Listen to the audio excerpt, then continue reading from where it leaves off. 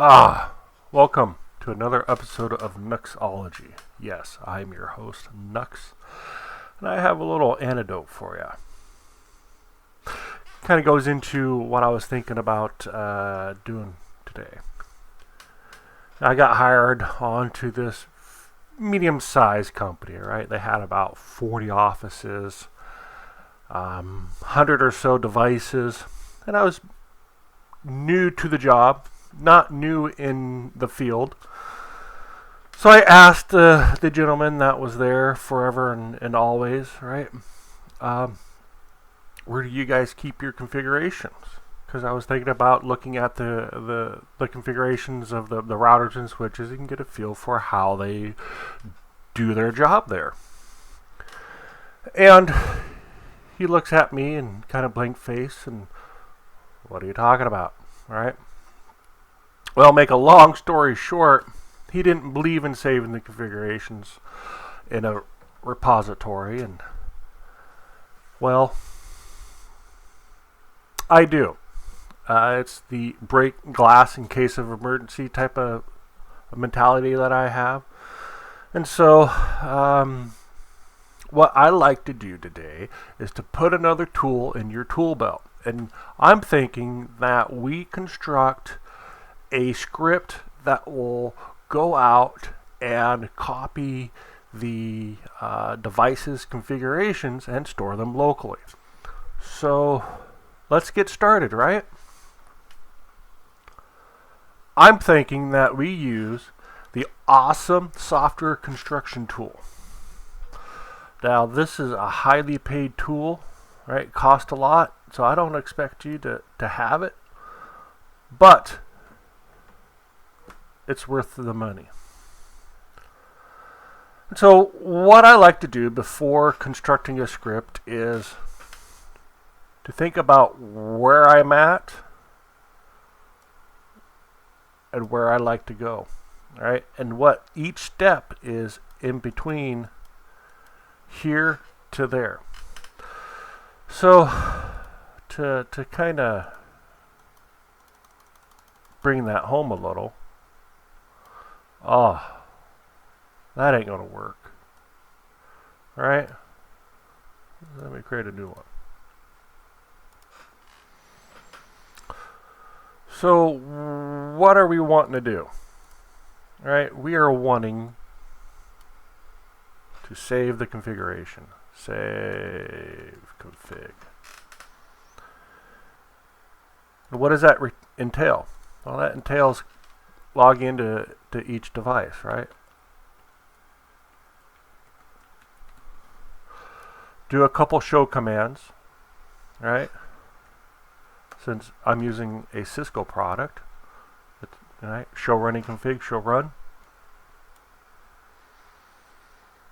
And we save it to a file, right? So save config, let's do another to file, all right? So high level, that is what we're needing to do, right? So we can continue to talk about this in depth, but I'm always about, let's get in there, we have the high level, let's start pounding the keyboard and see what we come up with.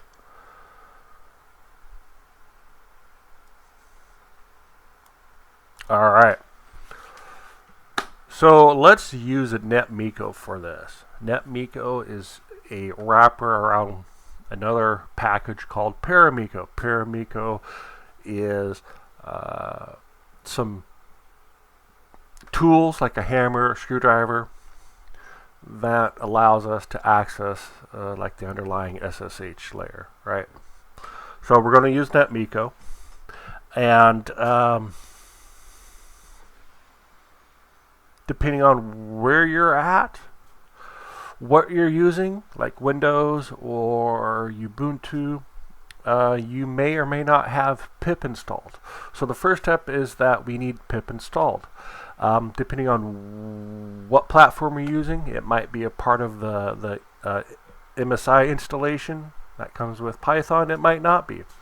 So like Windows, it's an option during the install. Make sure that you check it. If you're running like a Linux platform and you type in like pip and it comes back, says no habla español, well, it'll give you instructions to run your package manager like app, right? Run this command to install it. I've already have it installed, so I'm not going to run through that. But I will do pip install Netmiko. Let's erase what's on the screen and do pip install Netmiko to get what we need. All right, successfully installed. And you just run through the prompts, right? And the same thing for Windows, Linux, whatever you're using, you just run through the prompts. It'll make sure that it has all of the packages that it needs. And let's get going, right? So open up your editor of choice. I personally enjoy Visual Studio Code.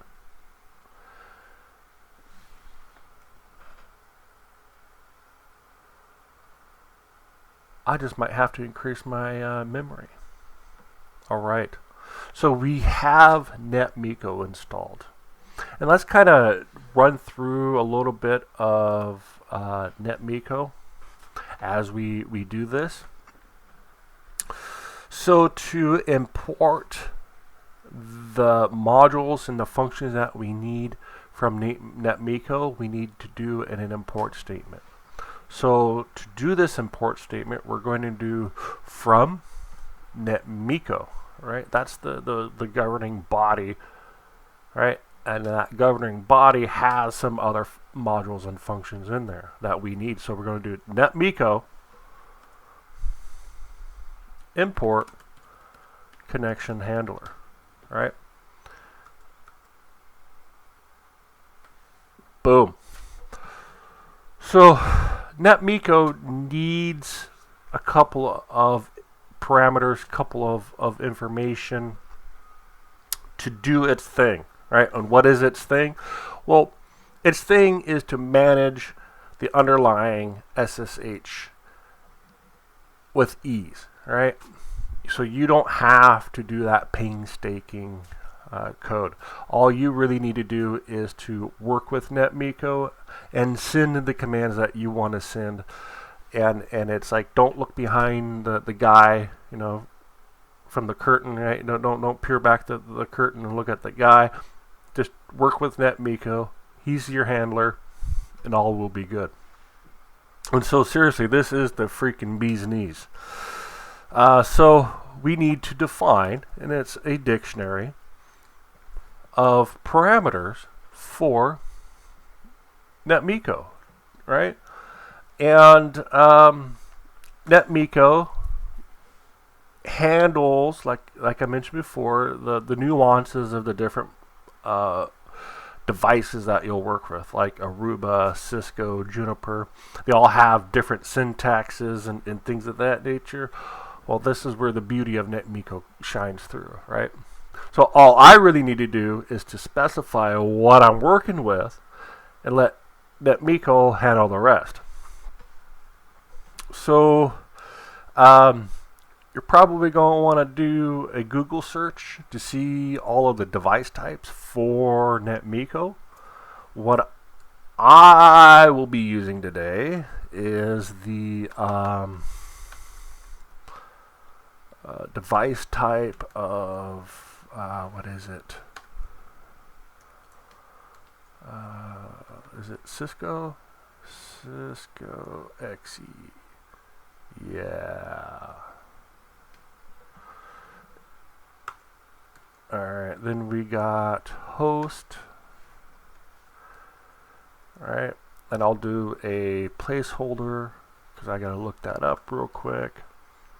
And then it's going to want the username and password. Now, to explain Netmiko, we're going to be putting the username and password in the script. But when you do production or you push this to Git, you got to make sure your code is sanitized, that it doesn't contain any information that can cause issues, like username and passwords.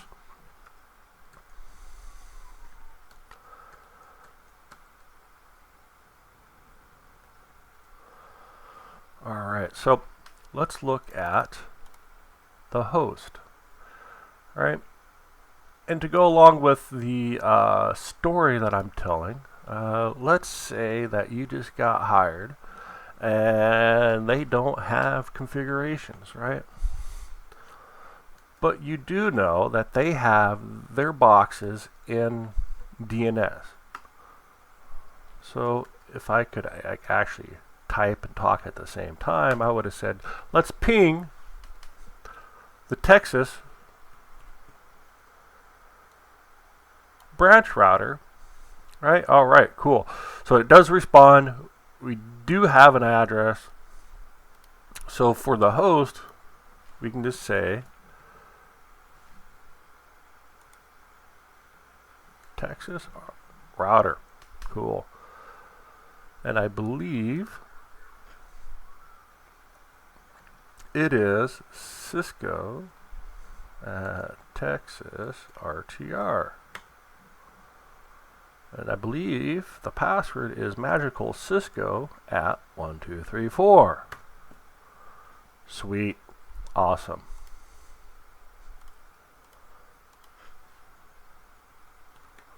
Cisco, and then Cisco at 1234. Okay, so we've constructed a dictionary.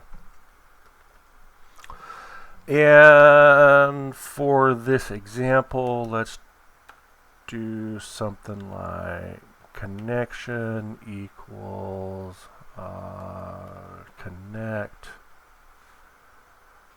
handler, and then we pass in our dictionary, right? And we could have named this anything that we wanted to, right? That's just a variable. Just happened that I did dic for dictionary, and it is what it is, right? As we go into more of the actual script, it'll probably change. And then we'll define another variable called output, and then it's going to be connection, and we're going to send a command.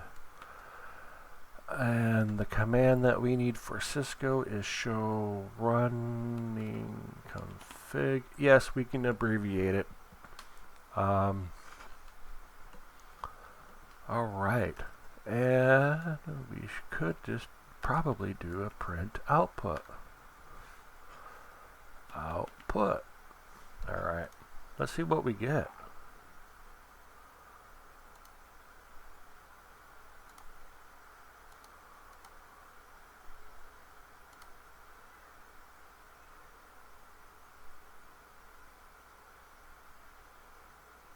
Oh no.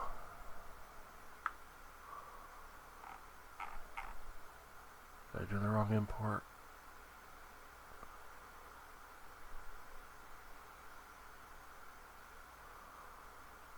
Alright, just a second.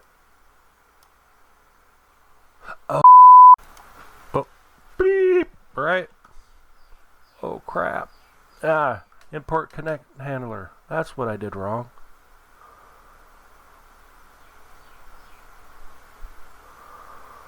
Why am I... That's better. We're cooking with Cisco now. Took a second, but we're getting there. Alright, let's try this. So what I'm expecting... Cool. Alright, so what I'm expecting is that we defined a dictionary and we specified the parameters that Netmiko requires. A device type like Cisco iOS, Cisco XE.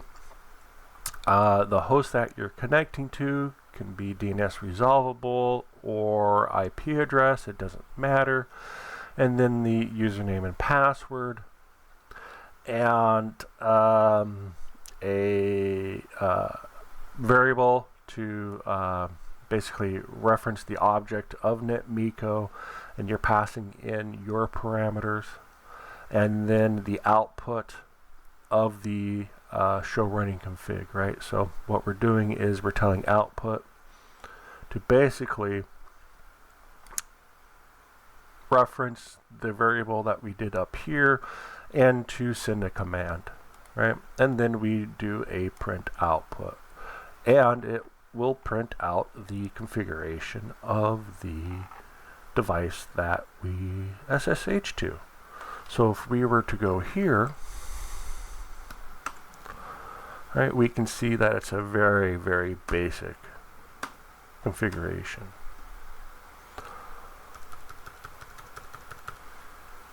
And bad, don't do 0 for your passwords, right? So very, very basic configuration. And if we were to bring it up side by side, we would see it to be exactly the same. So awesome. And a very, very high level. That is what Netmiko does for us, and we're going to leverage that, right? We're going to freaking cheat and exploit Netmiko in a good way. All right. So we have the concept. So we need to create an inventory. And that inventory is going to hold our source of truth. And in later videos, we'll talk about leveraging APIs for some of the asset management applications or software that's out there, like Observium, I think it's libnms, Nagios, SolarWinds, where we can leverage those APIs as the source of truth and feed it into our scripts, right, for these nodes. But for this example, we'll just do a flat file. This flat file is going to be called inventory, and it's just basically going to be line by line our nodes. So if you just get hired onto the company and the company basically has nothing, this is how we can proceed. So what we have is a good starting point. All right, so first we need to feed in that inventory, right? So then we can start doing our show run. Oh, awesome. So let's do a comment. And we will do read in our inventory file. All right, and let's define a variable. We do file open, and we're going to specify our inventory txt. And these two files, the script and the inventory, are essentially in the same directory. If it weren't, then you would need to work out the appropriate path. So with Python and files, we're telling it to open. We're telling it what file to open, but we also need to tell it what mode. Are we reading? Are we writing? All right. In this case, we just want to read. And once you construct your open statement, so everything, all this object here will be referenced by file. What do I mean by that? Well, what I mean is that we can do, let's do plural, nodes equals file dot read lines. So as we just told the object of file to read the lines, it will go in and it will read all of these lines, right? Kind of makes sense, you know?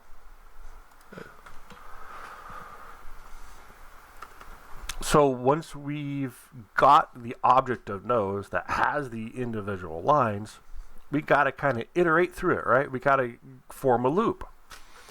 And what we can do is, let's do a comment. So like 6 months later, we can come back to this code and, got it. This is what I was intending to do, all right? So let's do loop through, if I could type loop through nodes, right? And then let's write a for loop. So let's do for, we're going to do a node, the singular, for node in nodes, right? And this is where we will create our dictionary for Netmiko, right? What we just previously saw. And what should we name this? Let's do device. Device equals, right? We're going to create that dictionary. We're going to need to specify that device type. I'm working with Cisco. If you were working with Juniper or Aruba, definitely take a look at Kirk Byers' Netmiko site. He lists all of the device types that they store or that they support. Cisco XE, and like I said prior, I have one of my bad habits is I'm not consistent with my quotes. I'll use single quotes, I'll use double quotes.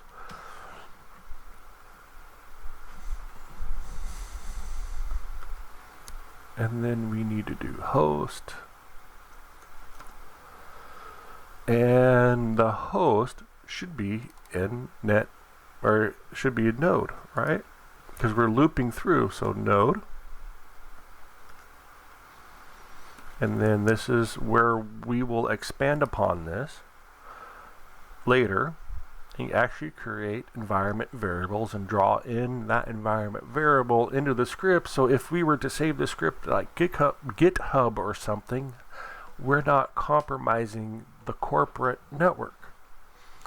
So our username is Cisco, right? Like very hard to crack, yeah.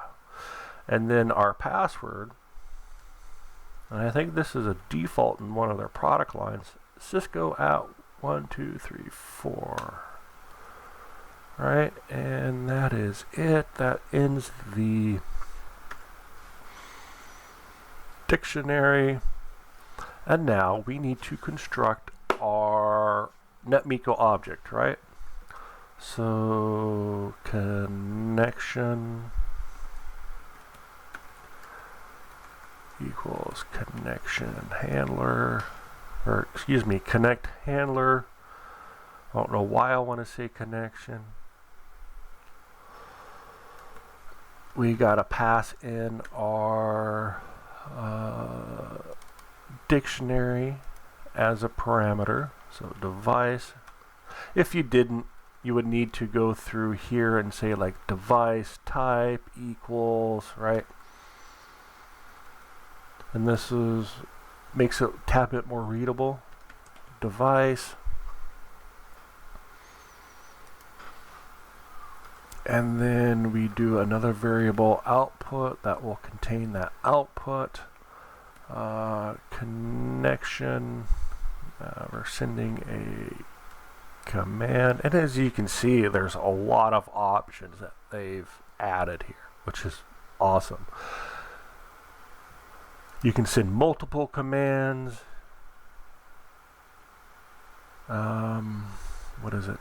Send command. The command that we're sending is show.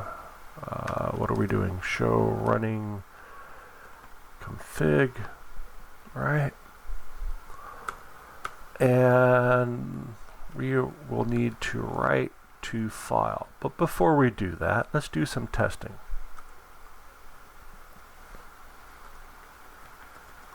Ah! And I want to print the out. Print the output. Alright. Oh, what do we got? We got connect handler. We're going to read in the file. File becomes the object. We're reading the lines. We're going to loop through. And if we needed to debug this from a text editor, we're running this through the command line. I would start doing print statements. So print, let's say line 4, before file open, right? And that's going to tell me that I'm at line 4 and we are before the file open. And I can do print line 7 after file open. So when we run this, we're going to see it print to the like standard out, like the console, the terminal, these print lines, and that's going to help us know where we are at within our script. One of the awesome things that I like about Visual Studio Code is that I could set breakpoints and not need to do print statements. So if I wanted to pause here and see the file object, I can do that quite easily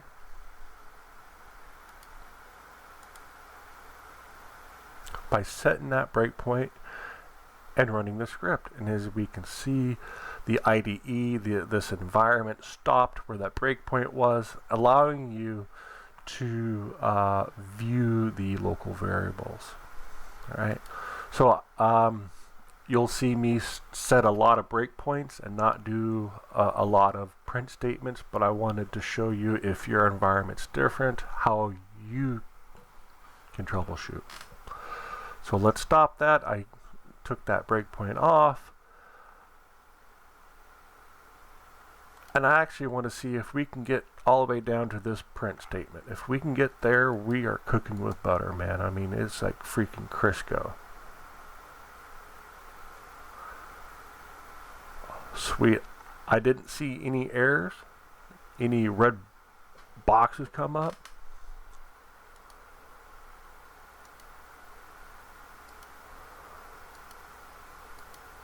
Awesome. Awesome. Awesome. Okay. That's cool.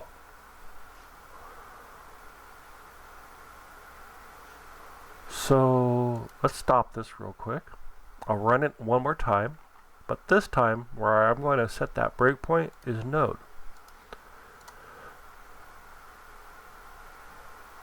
Just before we get into that for loop.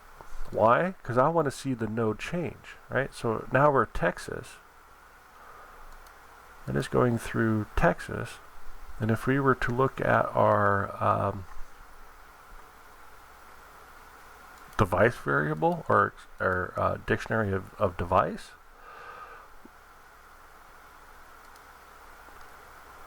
we'll see the host be Texas.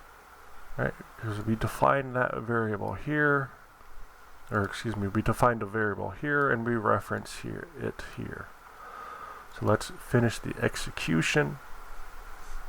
It's going to send the command to the device and it will print it out, and we're going to loop again because we have two devices defined within our inventory file.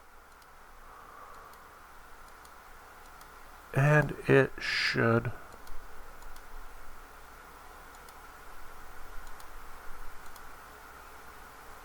and it does. Sweet. All right. So our script reads the inventory file,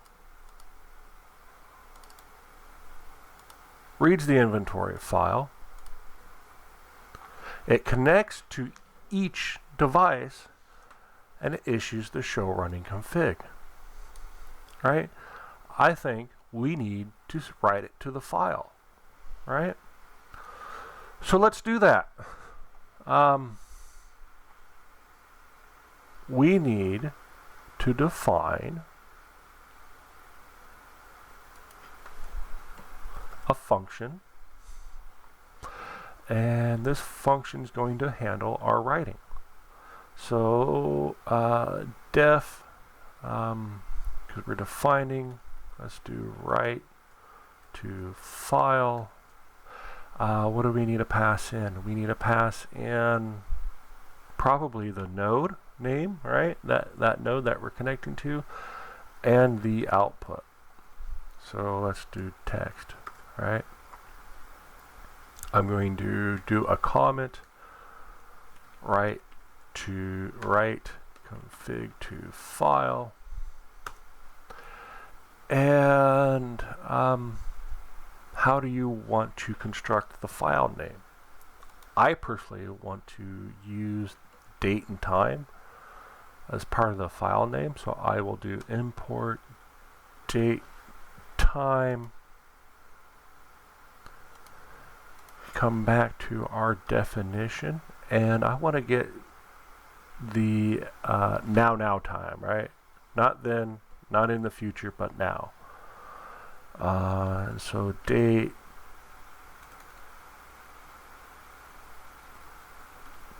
time equals date time now.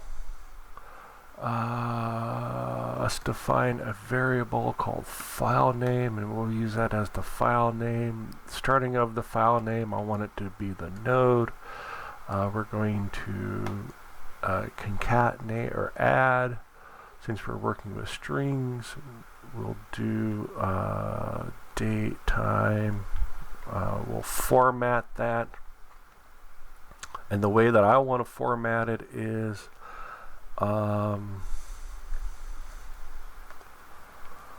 year, month, day, hour, month, and let's do it down to the seconds, right? Because we are very needful for this to the second. All right, so we've got the file name. The file name is going to be part of the node that we pass in, plus the date time of now, but we're going to format it in this format here. And I'm pretty sure you're good with Google Foo, and you can find the other formats that you can pass in if need be. So now to actually write it to file, we're going to do with open. We're going to do file name, right? We will tell the mode that it's going to be write. We're going to assign it a variable that will become the object of like the open. So as, let's do text file.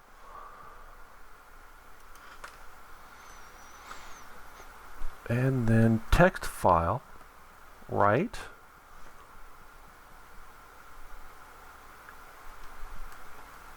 And what are we writing? Well, we're writing the string of text, right? So we've defined our function, and when we execute this script within this for loop, after we've did our call to do the show running config, this is where we want to call our function, right? So to call our function, what did we call it? We called it write to file. Right, write to file. What do we pass it in as params? Node. Right, and node is right here. And the text that we're writing is output, which should contain the show running config, right? Alright, so let's save this. I'm going to do autosave, so I don't have to keep doing that, and then start debugging. Alright, so stopped at our breakpoint. We're defining our dictionary. Alright, output, write to file, date time. Alright, awesome. The file name, awesome. And then write to file.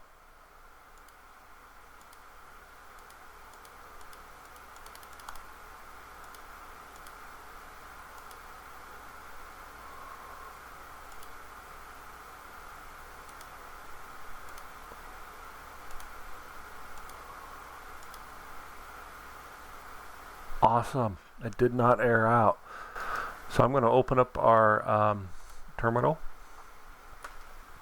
And where are we? Alright, let's go to desktop. And what do we got? Alright, awesome. Change directory into that.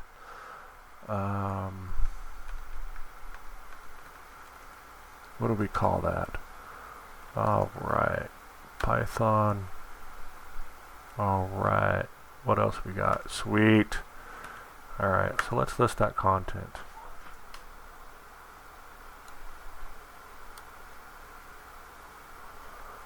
Alright, what did we do? Whoop, where did it go?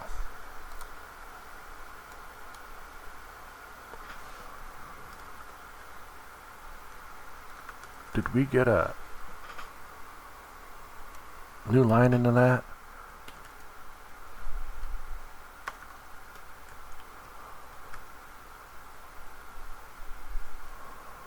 I think we did.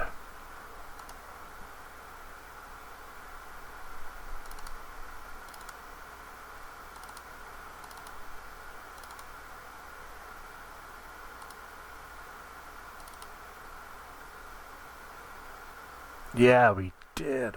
Wow, alright. So let's strip that new line, right?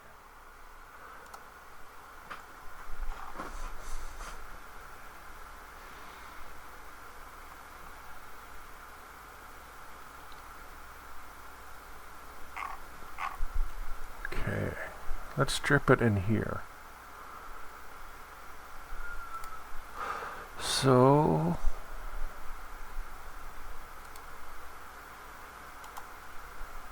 let's start this. Defined it there. For our breakpoint, we're going to start.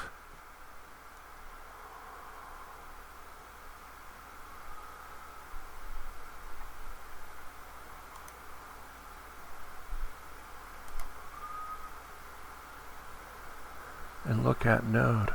Yeah, it sure does.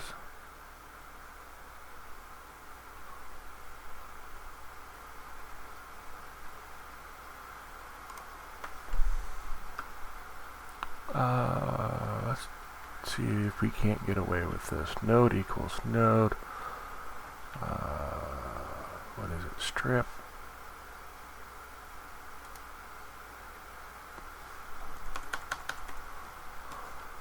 No, split. No. No. Strip.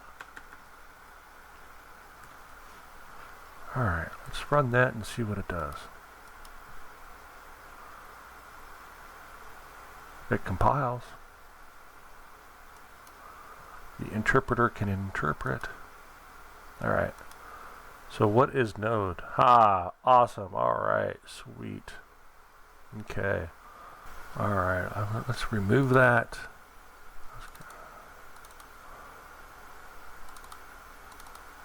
And we will just go boom and boom. All right. So when we run it again, let's remove that breakpoint. There's no other breakpoints, right? And we start.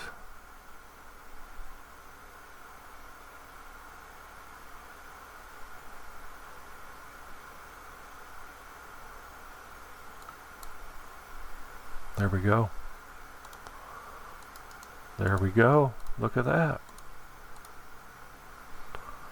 So we could place this into a cron job or schedule it with Windows Scheduler and have it run however often you want it to run. So if you were to run it again, we can see what we expected, right?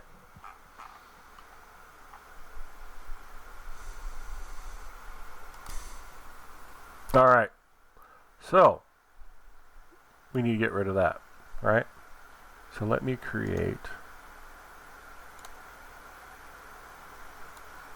an environment variable.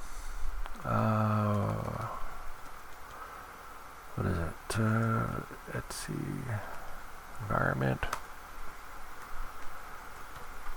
Type in the Uber password. All right.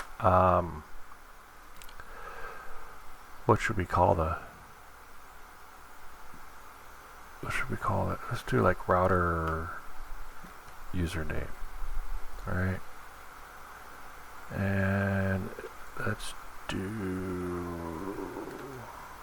And then we have router password. And let's give it the password. All right.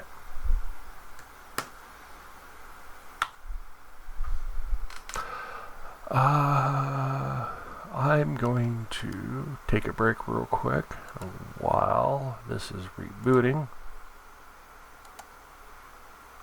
See you on the flip side.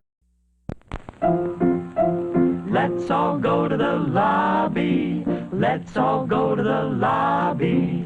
Let's all go to the lobby to get ourselves a treat. Delicious things to eat.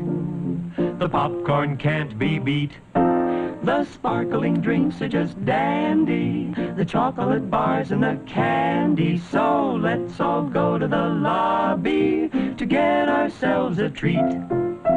Let's all go to the lobby to get ourselves a treat.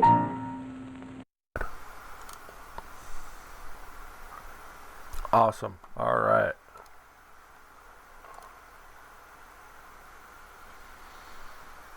And let's do, what is it? RTR username.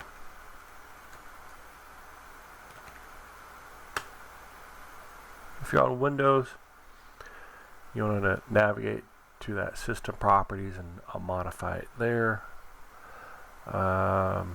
Cool. So it echoed the username.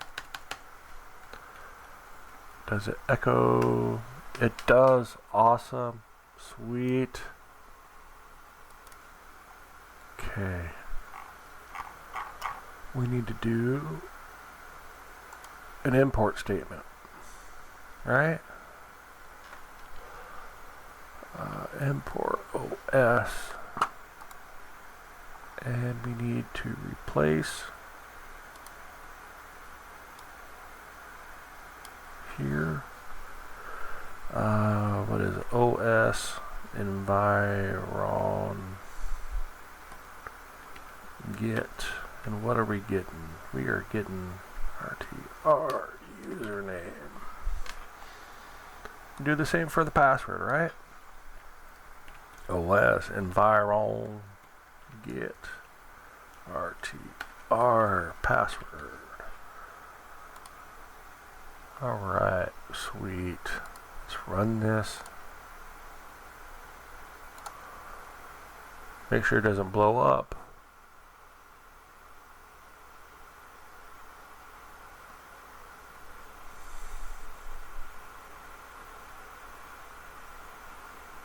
Awesome.